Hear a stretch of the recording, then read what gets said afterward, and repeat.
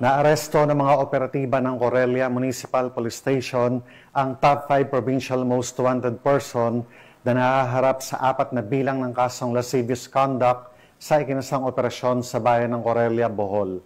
Ang balitang ito ay hatid ni Patrolwoman Nikia Cañedo. Swak sa rehas ang top 5 most wanted person, provincial level, na may kasong lascivious conduct kaugnay sa Section 5B ng RA 7610 for counts matapos itong maaresto ng kapulisan ng Corelia sa Purok 6, Barangay Sambog, Corelia, Bohol nito lamang nakaraan. Kinilala ni Police Captain Janice C. Parcon, Chief of Police ng Corelia Municipal Police Station, Bohol Police Provincial Office, ang wanted na suspect na si Richer, 39 anyos, na residente ng nabanggit na lugar.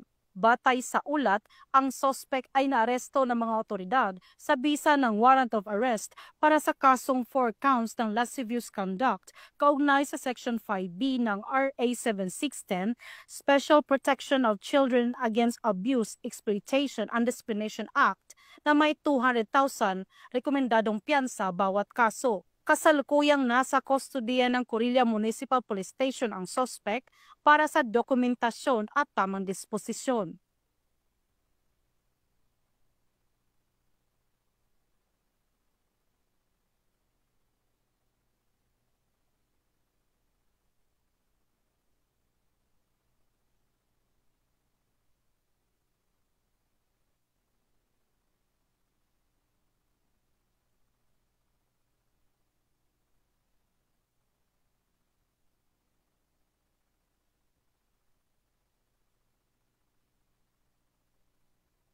Sa ilalim ng 7-point agenda ni Acting Chief PNP, Police Lieutenant General Jose Melencio C. Nartates Jr., buong determinasyon ang mga kapulisan ng Corelia, Bohol sa pagtugis sa mga may sala sa batas upang mapanatili ang kaayusan at kaligtasan ng komunidad dahil sa bagong Pilipinas, ang gusto ng pulis, ligtas ka.